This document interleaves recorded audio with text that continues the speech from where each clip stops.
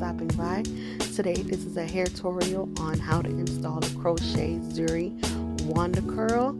I only used one pack of hair. The packet that you're about to see now right here comes with 8, 9, and 10 inch lengths.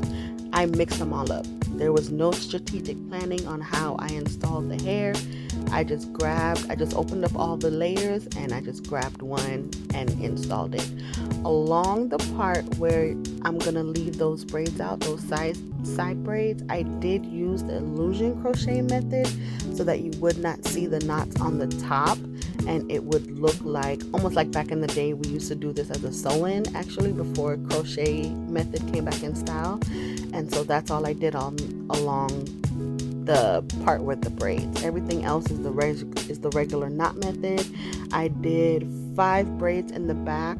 The braids that are on the left side of your screen are connected and crocheted through those middle braids. So I didn't sew anything down. All I did was weave it in and out so that it would be flat and she wouldn't have any issue when it's time to cut this out. So hopefully you guys enjoy. Please leave me with a subscribe, a like, and a comment, and thank you for watching.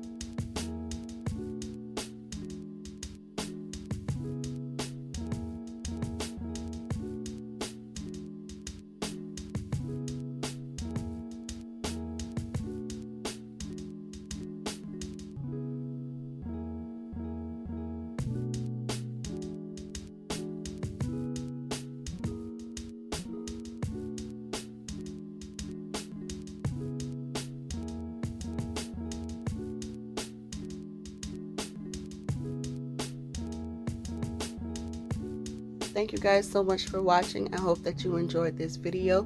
Don't forget to like and subscribe. See you next time.